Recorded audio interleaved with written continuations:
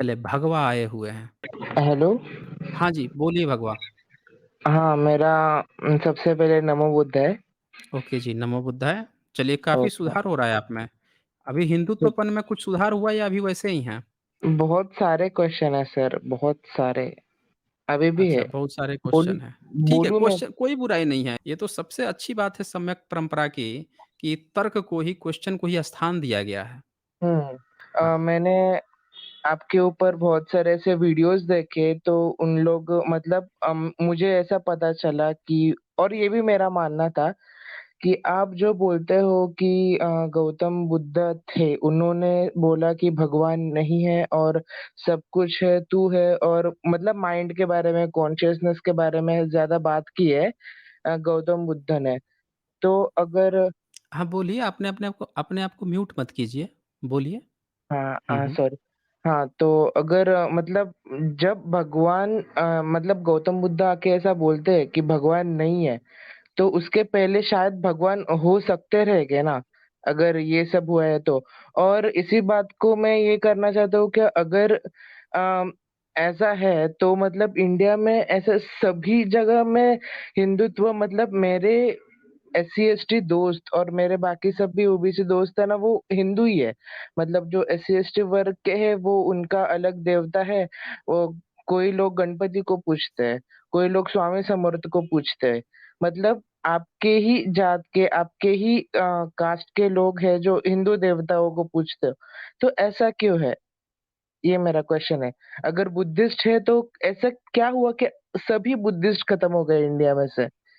हाँ जी, आपने बड़ा अच्छा क्वेश्चन उठाया है। चलें आपका जवाब मैं दे देता हूँ। सबसे पहले तो आपका ये वाला जो सवाल था कि भई क्या बुद्ध के पहले भगवान थे कि नहीं थे? यही था ना आपका सवाल? हाँ। तो यहाँ पे एक सवाल खड़ा होता है ना, बहुत अच्छा सवाल खड़ा होता है। पता नहीं आप लोग कैसे नहीं सोच पाते हैं। सबसे पहले तो ये सोचने की ज़रूरत है कि भई बुद्ध से पहले अगर कोई वो थे भगवान वगैरह थे। बुद्ध से पहले अगर कोई भगवान थे, तो सबूत खोजना पड़ेगा ना भई। सबसे पहले तो सबूत खोजना पड़ेगा कि अगर थे तो भैया सबूत ला के दे दीजिए। भई बुद्ध की मूर्तियाँ मिलती है, तो बुद्ध से पहले कौन-कौन से भगवान की मूर्ति मिलती है? बुद्ध के 2600 साल पहले जो हैं, उसके पहले कौन-सी मूर्ति मिलती है? उसका सबूत होना चाहिए ना। अगर नहीं सबूत दे रहे हैं, अगर कोई सबूत नहीं दे रहा है, तो इसका मतलब ये है कि वो कल्पना कर रहा है, उसी तरह से जैसे ईश्वर की कल्पना करके बैठा हुआ है। उसी तरह से ईश्वर की कल्पना करके बैठा हुआ है। जहाँ तक बुद्ध मार्ग की बात है कि भई वो किसी उसको मानते थे कि नहीं मानते थे, तो मैं आपको इनके त्रिपिटक का हवाला दे सकता हूँ। उसपे उनकी क्या टिप्पणी है, वो मैं आपको एक बार शेयर करके दिखा देता हूँ। वो साइड भी आपको थोड़ा-सा जानना चाहिए कि बुद्ध ने जिस तरह के ईश्वर की जो आप लोग सोच रहे हैं, उस पर जो बातें कही हैं उन्होंने, वो किस तरह की बातें कही है। लोग सोचते हैं कि उस समय कोई ब्रह्मा, विष्णु, महेश था, तो भैया सबूत दे दो ना, हम तो खोज रहे हैं हम लोग, कि दे दो कि बुद्ध से पहले ब्रह्मा, विष्णु, महेश थे। अगर तुम्हारे ब्रह्मा, विष्णु, महेश राम तो होगा ना? राम अगर बुद्ध से पहले था, कृष्ण तो पहले था बुद्ध से, तो बुद्ध से पहले का दिखा दो एक भी राम का, कृष्ण का।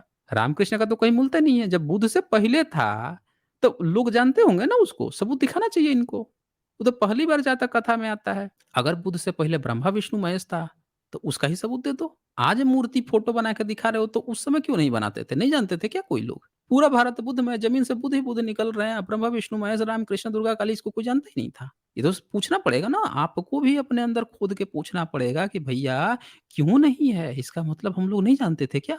ये पूछना पड़ेगा ना। देखिए यहाँ पे मैंने आपको शेयर किया हुआ है, दीघ निकाय के पथिक सुत्त। तो उसमें ये हिंदी अनुवाद है, तो इसमें ये मत सोच लीजिएगा कि इनके ब्रह्मा की बात हो रही है।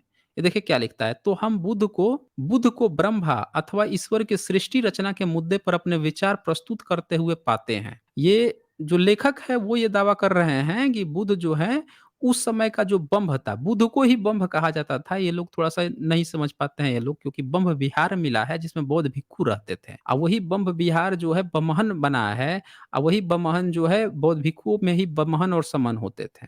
बमहन मतलब विद्वान जो होते थे, तो वो भी ये लोग नहीं समझ पाते हैं। तो देखिए इसमें जो ब्रह्मा या ईश्वर ये लोग कहने के प्रयास करते हैं, चूँकि त्रिपिटक का अनुवाद ब्राह्मण किया है ना सारा-सारा, तो सारा ब्राह्मण जो है अपना ब्रह्मा कुछ-कुछ उसमें थोप देता है। दिखाता है ऐसे है कि जैसे उसकी चीज़ें पहले से थी। जिसने भी त्रिपिटक का अनुवाद किया, वो सारे के सारे ब्राह्मण थे सबके मन में क्या था, वेद को इसे पुराना साबित करना है।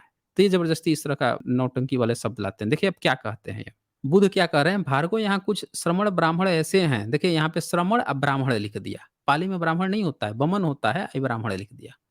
ऐसे हैं जो इस मत को ही यह सृष्टि ईश्वर या ब्रह्मा द्वारा रची गई कहते हैं। ये इन्होंने लिख रहे हैं कि रची हुई कहते हैं। ही श्रेष्ठ मानते हैं। जब मैं उनके पास जाकर पूछता हूँ कि क्या आप लोग यह मानते हैं कि सृष्टि ईश्वर या ब्रह्मा द्वारा रची गई है? तो वे हाँ में उत्तर देते हैं। जब मैं उनसे पूछता हूँ कि आप अपने इस मत की पुष्टि कैसे करते हैं? तो वे सिद्ध करते हैं कि वे कोई उत्तर नहीं दे पाते और मुझसे ही प्रश्न करने लगते हैं जब मैं उन्हें बताता हूँ। तो ये जो है ना, ये लेखक ये बता रहे हैं कि इनके त्रिपिटक में इस तरह की कुछ चर्चा आई है कि जो लोग ये कल्पना करते हैं कि कोई किसी व्यक्ति, कोई ईश्वर वगैरह या कोई भी शक्ति ऐसी है जिसने ये दुनिया बनाई है या कुछ बनाई है, ऐसी लोग कल्पना उस समय भी करते थे। नाम नहीं आता है यहाँ पे कि ये राम ने बनाया, कृष्ण ने बनाया, ब्रह्मा, विष्णु, महेश, इन सब किसी का नाम नहीं आया। यहाँ पे आपने देखा होगा कि 2 शब्द उन्होंने लिखा, एक ब्रह्मा या ईश्वर लिखा। वो ब्रह्मा भी जो है ना, ज़बरदस्ती घुसाया हुआ शब्द है नहीं वहाँ पे। ईश्वर इसीलिए लिखना पड़ा, या ईश्वर, मतलब जिसको वो मानते हैं। उस समय कोई भी इनका ब्राह्मणों का कोई देवता नहीं था। अगर होता तो होता ना कि शिव ने बनाया, कि विष्णु ने बनाया, कौन बनाया? अब बुद्ध के समय इनको तो ज़रूर पता होना चाहिए था। क्योंकि जब बुद्ध अवतार हैं विष्णु के, तो उनके पहले के 9 अवतार की तो सबको जानकारी होनी चाहिए थी। लेकिन वो सारे 9 अवतार तो बहुत बाद में आते हैं। और देखिए यहाँ पे, कोई की उत्पत्ति के प्रारंभ में एक शून्य ब्रह्म विहान द्वारा प्रादुर्भूत होता है। जब कोई प्राणी उस शून्य ब्रह्म विमान में उत्पन्न होता है, वहाँ बहुत समय। अच्छा, एक चीज़ और ध्यान रखिएगा, ये त्रिपिटक कब का है ये भी ध्यान रखिएगा। त्रिपिटक भी बहुत बाद में लिखा गया है। त्रिपिटक भी जो है बहुत बाद में आया, तब भी इसमें बाद में लिखे जाने के बाद से भी किसी ईश्वर का नहीं है। अब वो पॉइंट मैं दिखा देता हूँ जहाँ पे ईश्वर की बात आई है तो कैसे खंडन किया है। क्या होता है कि आयुष्मानों कुछ समय बाद वहाँ एक प्रथम उत्पन्न हुए प्राणी के मन में यह विचार आता है। ये समझिएगा, इस चीज़ को ध्यान से समझिएगा। ये जो पथिक सूत है उसमें क्या कहते हैं कि जब में जो लोग ठहराते हैं कि किसी ने कुछ किया होगा, तो हम उनसे सवाल करते हैं कि भैया आप हमें बता दीजिए, तो वो नहीं बता पाते, उल्टे हमसे सवाल, जैसे आज के भक्तों से है। जब उनसे आप 2-4 सवाल पूछ लीजिए, भैया तुम्हारा अल्लाह कहाँ रहता है? उसका साइज़ बता दो, वेट बता दो, मिले-जुले हो, कभी देखे हो के हो? ऐसे हवा-हवाई गपोड़ रहे हो? किसी से सुना और कहा? आप ईश्वर के बारे में ब्रह्मा, विष्णु, महेश जानते हो, सब वैसे ही गपोड़ते हैं हवा में। तब बुद्ध भी यही कहते हैं कि उनके समय में भी ऐसे ही कुछ लोग कल्पना-वल्पना कुछ कर लेते थे। क्या कल्पना करते थे उसकी चर्चा यहाँ करते हैं, कि सबसे पहले एक प्रथम पुरुष उत्पन्न हुआ और जो बाकी के जो प्राणी थे उनके मन में यह विचार आता है कि मैं ब्रह्मा, महाब्रह्मा, अभिभू, ये शब्द हिंदी का शब्द है ब्रह्मा, बम होता है, बम, महाबम, अभिभू मतलब विजेता, अनभिभूत, अपराजित, सर्वज्ञ, स्वयंवशवर्ती, स्वामी, ईश्वर, कर्ता, निर्माता, श्रेष्ठ, स्रष्टा तथा भूत में हो चुके एवं भविष्य में उत्पन्न होने वाले प्राणियों का पिता हूँ। मतलब एक ऐसा कोई व्यक्ति है जिसके मन में यह विचार आ रहा है कि मैं ही सब चीज हूँ, ईश्वर, कर्ता वर्ता सब चीज मैं ही हूँ और मैं प्राणियों का पिता हूँ। देखिए बहुत गहरे लेवल का बुद्ध ने प्रहार किया था उसमें, कि जो सोच थी लोगों की, जो चमत्कारिक जो सोच होती है। तो मेरे ख़्याल से आप सुन पा रहे होंगे मुझे? हाँ, सुन पा रहा हूँ। हाँ, तो यहाँ पे देखिए कितनी गहरे लेवल की चोट करते हैं, ये उस पे इंसानों पे नहीं चोट कर रहे हैं। जो व्यक्ति ऐसा सोच रहा है, कल्पना कर रखा है कि कोई एक व्यक्ति होगा जो सोचता है कि इसके अंदर इतने सारे गुण होंगे, यही करता है, यही निर्माता है, यही क्रिएटर है, यही ये बना दिया, वो बना दिया, वो सारी बात खुद यहाँ कर रहे हैं। त्रिपिटक के माध्यम से भिक्षुओं ने दिखाया है। वो ये भी सोच रहे हैं कि जो जिसको ये बता रहे हैं वो सभी प्राणियों का पिता है। ये कौन सोच रहा है? वही ईश्वर। अब देखिए कितने गहरे लेवल में ठोकेंगे अभी, आगे देखिए। क्योंकि मैंने ही इन प्राणियों की सृष्टि की है, वो व्यक्ति सोच रहा है, जिसको ये लोग बता रखे हैं कि कोई ईश्वर है, वो क्या सोच रहा है, मैंने ही इन सारी सृष्टियों की रक्षा की है। यहाँ पे आप किसी को भी डाल लीजिए, अल्लाह को डाल लीजिए, गॉड को डाल लीजिए या ब्रह्मा, विष्णु, महेश, किसी को भी डाल लीजिए, जो ऐसा सोचता है। वह कैसे? सवाल यहाँ करते हैं, वह कैसे? बुद्ध पूछ रहे हैं, वो कैसे? भई कैसे इतने सारे गुण तुम्हारे अंदर है? तुम ईश्वर हो, तुम कर्ता हो, निर्माता हो, श्रेष्ठ हो, स्रष्टा हो, भूत हो, ये हो, सब चीज़ हो, कैसे भाई? वह ऐसी कि मेरे ही मन में पहले यह बात पैदा हुई थी कि अरे! देखा कितना भयानक रूप से मारे। यहाँ पे क्या मार रहे हैं कि क्योंकि तुम्हारे मन में ऐसे विचार पैदा हो गए, पहली बार पैदा हो गए कि तुम ही सब चीज़ हो, इसीलिए तुम हो। कुछ दूसरे प्राणी भी यहाँ आए, अतः मेरे मन के संकल्प के उत्पन्न होने के कारण ये प्राणी यहाँ आए। अब चूँकि दूसरे प्राणी यहाँ पे इसलिए आ गए क्योंकि इनके मन में ये विचार आ गया कि मैं ही करता हूँ, सृष्टि हूँ, ये हूँ, वो हूँ। अब इनके मन में विचार आ गया कि अब दूसरों को पैदा करें, तो ये दूसरे भी प्राणी यहाँ पे पैदा हो गए। उनके सोचने भर से पैदा हो गए। ये बहुत गहरे लेवल की फ़िलॉसफ़ी जो है, इसका हिंदी अनुवाद मैं पढ़ रहा हूँ आपको, ये समझिएगा अभी, कि कैसे बुद्ध ने उस समय खंडन किया था। अगर उस समय राम कृष्ण होता ना, ब्रह्मा, विष्णु, महेश होता, तो उनका नाम लेके ये खंडन करते। लेकिन चूँकि जिसने अनुवाद किया है ब्राह्मण ने, वो बार-बार ब्रह्मा, ब्रह्मा इसलिए यहाँ पे डाल दिया है, बम होता है कि ये दिखा सके कि इनका वेद और ब्रह्मा पहले से था। हालाँकि इनके वेद में कहीं ब्रह्मा शब्द नहीं है, प्रजापति की बात है या ऐसे कुछ शब्द है। और देखिए, और जो प्राणी वहाँ बाद में उत्पन्न हुए, मतलब जो आप लोग दावा करते हैं कि भई ईश्वर ने सारे प्राणियों की जन्म लिया। तो बुद्ध क्या कह रहे हैं, पहला एक प्राणी था जो अपने को ये घोषित कर लिया, वो भी प्राणी ही है ना, अगर ईश्वर है तो कोई प्राणी ही होगा। तो उसके बाद से बाकी जो प्राणी उत्पन्न हुए, उनके मन में भी यह विचार उठता है कि यह ब्रह्मा, महाब्रह्मा विभु, अनिभूत, सर्वज्ञ, स्वामी, ईश्वर, कर्ता, निर्माता, श्रेष्ठ, सस्ता, शक्तिशाली, भूत भविष्य के प्राणियों का पिता है।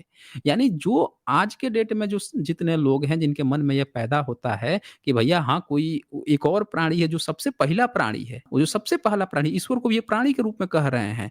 तो इनके भी मन में पता है कि हाँ, इसीलिए वो हम सबका पिता है, क्योंकि पहले सबसे पहले वो आया, इसीलिए सबका बाप वही है। लोगों के मन में ऐसा विचार पैदा होता है। इसी ने हमें यहाँ उत्पन्न किया है। कह रहे हैं इसी ने हमें यहाँ उत्पन्न किया है। सब लोग सोचते हैं, आप लोग भी सोचते हैं, सारा धार्मिक सोचता है। चाहे ईसाई हो, चाहे मुस्लिम हो, चाहे ब्राह्मण धर्मी हो, सब यही सोचता है। तो बुद्ध क्वेश्चन कर रहे हैं, कैसे भाई, कैसे? वह ऐसे कि इसे जब हम उत्पन्न हुए तभी से देख रहे हैं।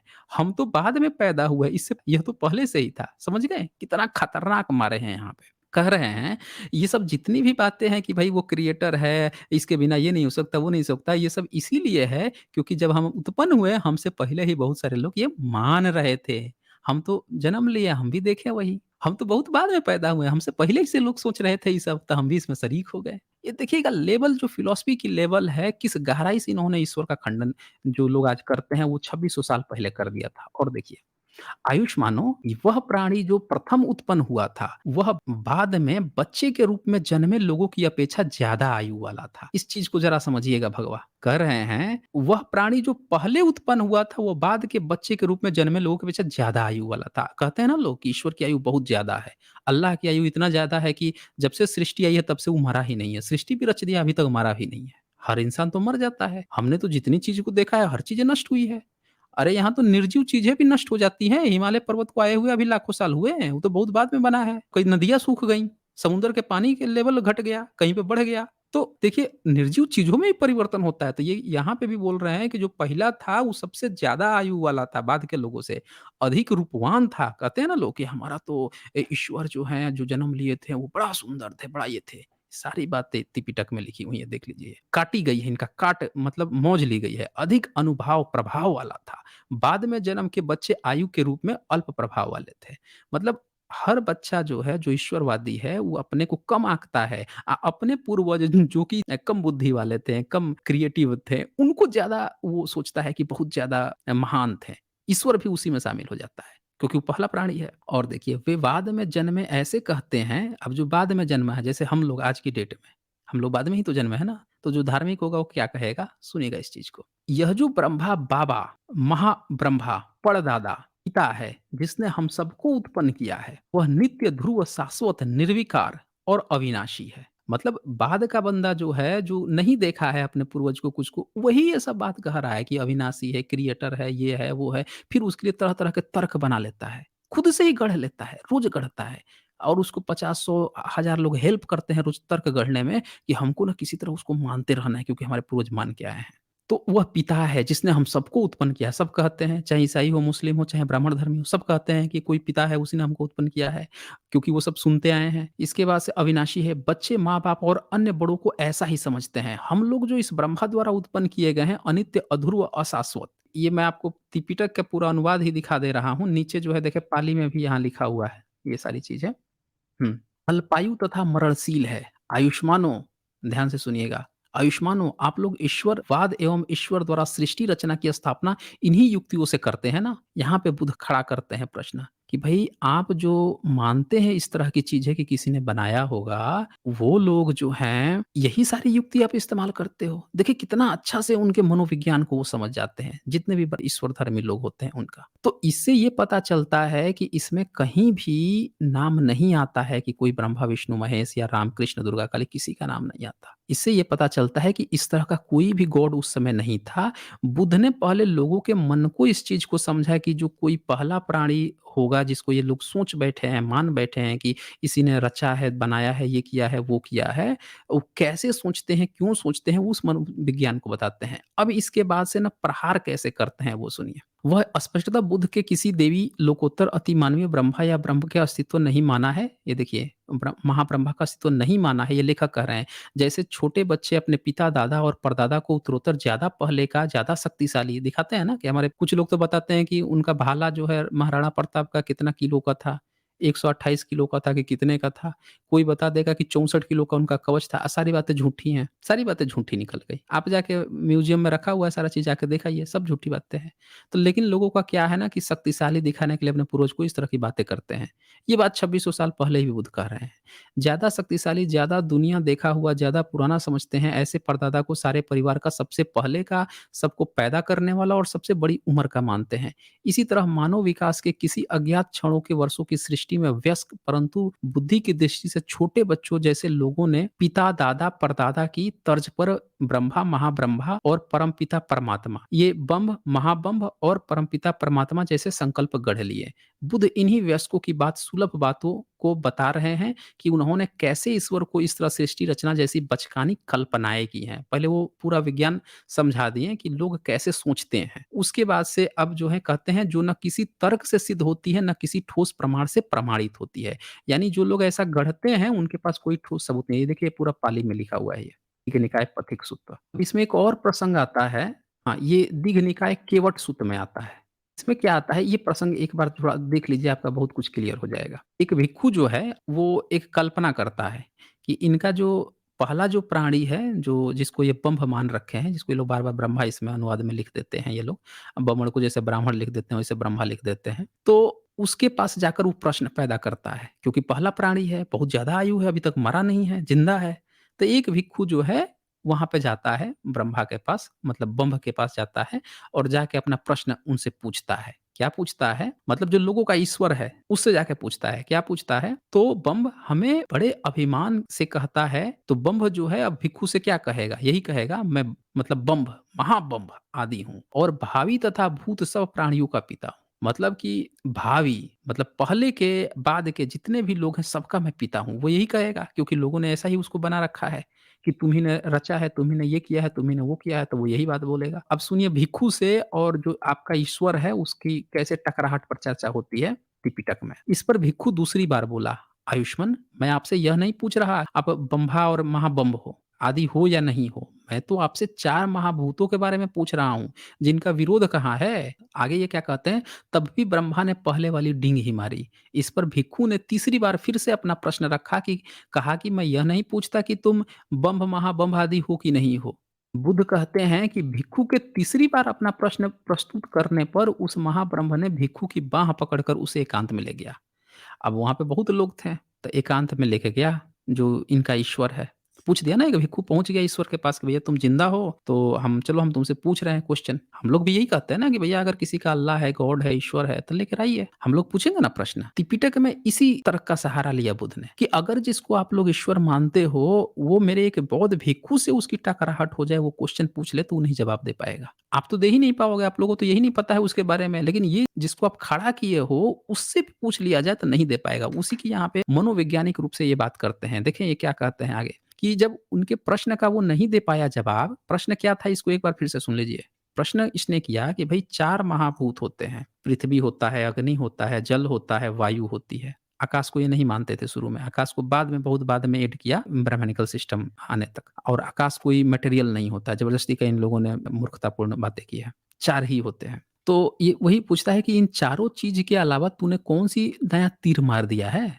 उस समय 4 ही एलिमेंट होते थे। तो इन चारों के अलावा भई तुम आप जो अपने को कह रहे हो कि मैं क्रिएटर हूँ, ये क्रिएट किया हूँ दुनिया, तुमने कौन-सा तीर मार दिया है इन चारों के अलावा? एक चीज़ मुझे बता दो। वो नहीं जवाब दे पाता है, तो बाँह पकड़ के एकांत में ले जाता है उसको और कहने लगा, हे भिक्खु, ब्रह्मलोक के ये ब्रह्मकायिक देवता मेरे बारे में ऐसा समझते हैं कि मैं सब कुछ जानता हूँ। बोल रहा है कि ये जो चारों बगल मेरे महफ़िल जमी हुई है मेरे इस लोक में, ये सब जानते हैं ना कि मैं सबसे बड़ा ज्ञाता हूँ, सबसे बड़ा विद्वान हूँ। ये सब सोचते हैं कि मैं सर्वज्ञ हूँ, मैं क्रिएटर हूँ, सब चीज़ वो बकता है खुद से। कन्फेस कर रहा है। कुछ भी ऐसा नहीं जो मुझे अज्ञात हो, कुछ भी ऐसा नहीं जो मेरी नज़रों से ओझल हो और जिसने मेरा साक्षात्कार आमना-सामना न हुआ हो। इसीलिए हे भिक्खु, मैंने उनके सामने तुमसे कुछ नहीं कहा। बोल रहा है कि वहाँ पे मेरी इज़्ज़त बिगड़ जाती। ये जितने अगल-बगल के जो लोग थे, सब मुझे बड़ा सर्वज्ञ समझते हैं, ये समझते हैं। अब तुम यार ऐसे ही सवाल पूछती हो, मैं मुझे तो बन ही नहीं पा रहा है, मैं क्या जवाब दूँ? वो सब समझते हैं, मैं थोड़े ही हूँ इतना विद्वान। यही हाल अल्लाह का है। अगर अल्लाह मिल जाए तो अल्लाह इतना विद्वान थोड़े ही है। अल्लाह को इतना विद्वान होता तो बुर्का पहना देता औरतों को। हुँ? उसको इतना विद्वान होता, इतना चतुर होता, इतना शक्तिशाली होता तो मोहम्मद साहब जो हैं वो अपने अंतिम दिनों में बुरी मौत मारे जाते। ज़हर खा लिए, क्या खा लिए, इतने 6-6 महीना तक बेड पर पड़े रहे, जाके कुआँ घूम रहे थे, जाके इतना इलाज करवा रहे थे, हार-पाँच के फिर कह रहे हैं, आयत उतार रहे हैं कि भैया अब पूछ रहा है अल्लाह, आओगे या जाओगे?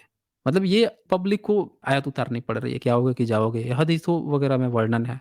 फिर आयशा से कहते हैं कि वो जो सूफिया है, किसी हदीस में कह रहे हैं कि उसने मुझे ज़हर खिला दिया, उससे मेरी नस कट गई है, ठीक ही नहीं हो रही है, ये हो रही है, वो हो रही है। अरे भई अल्लाह इतना चतुर होता तो उन्हीं का इलाज करवा देता। अल्लाह इतना चतुर होता तो अभी तक सारी मुसीबतें खत्म हो गई होती। तो नहीं है चतुर ना, लोगों ने बना रखा है, हौवा फैला रखा है कि बड़ा शक्तिशाली है, नमाज़ पढ़ लोगे खुश कर देगा। कोई कह रहा है 72 हुर दे देगा, कोई कह रहा है कि तुमको जहन्नम में झोंक देगा। अरे वो बहुत अगर है तो बेवकूफ़ है, त्रिपिटक में यही चीज़ तो दिखाया गया है। सीधे बात करा दिए हैं कि जिसको तुम लोग मानते हो उसी को मेरा भिक्खु एक पकड़ के 2 सवाल पूछ दिया तो उसको नहीं देने आया, जवाब नहीं दे पाया, 2 सवाल का जवाब नहीं दे पाएगा, वो तुम लोग हौवा बना रखे हो, वो क्रिएटर है। इसको कहते हैं मनोविज्ञान। बुद्ध ऐसे नहीं हावी हुए थे दुनिया पे। बुद्ध ने उस मनोविज्ञान के लोगों को पकड़ लिया कि लोग कैसे सोचते हैं और देखें, कुछ भी ऐसा नहीं है जो मुझे अज्ञात है ऐसा लोग सोचते हैं, कुछ भी ऐसा नहीं जो मेरी नज़रों से ओझल हो और जिसने मेरा साक्षात्कार अपना आमना-सामना न हुआ हो। इसीलिए हे भिक्खु, मैंने उनके सामने तुमसे कुछ नहीं कहा, परंतु हे भिक्खु यह मैं भी नहीं जानता कि ये चारों पृथ्वी, जल, वायु व अग्नि महाभूत देखिए चारों की बात आई है, बुद्ध मार्ग में ये 4 होते हैं। ब्राह्मणों ने एक अपना बेवकूफ़ी प्रदर्शित करते हुए बाद में उसमें आकाश जोड़ लिया था। हम जानते हैं कि आकाश का ओर-छोर नहीं होता, ना कोई एलिमेंट होता है वो। तो ये महाभूत तत्व कहाँ जाकर पूरी तरह निरुद्ध होते हैं? भिक्खु यह तुम्हारा ही दोष है, तुम्हारा ही अपराध है कि तुम भगवान बुद्ध को छोड़कर बाहर दूसरों के इस कठिन प्रश्न का उत्तर जानना चाह रहे हो। देखा आपने? त्रिपिटक में साफ-साफ कह दिया, ईश्वर भी हाथ खड़े कर दिया कि भैया बुद्ध ही सबसे बड़े भगवान हैं। बुद्ध ही सबसे बड़े भगवान हैं, वही इस कठिन प्रश्न का उत्तर दे सकते हैं, हमारे बस की बात नहीं है। और देखिए, तुम उन्हीं भगवान के पास जाओ और उन्हीं से यह प्रश्न करो, वे जैसा बताएँ वैसा ही धारण कर लो। भैया हमारे बस की बात नहीं है, लोगों ने हमको इतना महान बना रखा है। यही हाल जो है ब्रह्मा, विष्णु, महेश, ईश्वर, अल्लाह, गॉड सबका यही हाल है। किसी के पास कुछ नहीं है, सब हाथ खड़े कर देंगे अगर 2 सवाल आप पूछ दो तो। अच्छा, चलें, तो इस तरह से मतलब आपको एक चीज़ समझ में आ गया ना कि त्रिपिटक में जो आपसे ये लोग बेवकूफ़ बनाते हैं कि ईश्वर पर मौन थे बुद्ध, बेवकूफ़ बनाते हैं ना हाँ, पब्लिक में, ये हाँ, झूठी हाँ। बात है। दरअसल वो त्रिपिटक पढ़े ही नहीं हैं, पढ़े ही नहीं हैं। ये केवट सूत का है ये। ये देख लीजिए, इसमें मैंने दिखाया आपको केवट सूत का था, इसके पहले वाला जो मैंने दिखाया पथिक सूत का था ये। अभी मेरा मतलब एक थियरी है तो आप देखिए मतलब कैसा है ये मतलब पुराने ज़माने में बुद्ध के ज़माने में एक आइडिया थी भगवान के बारे में, तो बुद्ध सबको ने रही होगी ना। हाँ? अरे भई भगवान भगवान का आइडिया नहीं था, यही तो आपको समझना पड़ेगा। इसमें भगवान का आइडिया का मतलब आपका आइडिया थोड़े हो गया। भगवान आपका मतलब अभी ब्रह्मा, भगवान विष्णु, कौन महेश है? नहीं। जब ब्रह्मा, विष्णु, महेश नहीं है तो आपका हिंदू धर्म नहीं हुआ ना फिर। हाँ, इसका मतलब मतलब आपका आप हिंदू धर्म नहीं था। वो तो मैं स्टार्टिंग में ही आपसे हाँ, हाँ, देखिए भक्त जब परेशान होता है ना तो उसको समझ में नहीं आता है कि कैसे वो सवाल रखे। वो कभी इतने हताश हो जाते हैं भारत के जो ब्राह्मणवादी लोग हैं। चलें नहीं भगवा आपको आज मैंने आज आपको बहुत समय दे दिया। हाँ, चलें ओके। आज काफ़ी है। हुँ, ओके।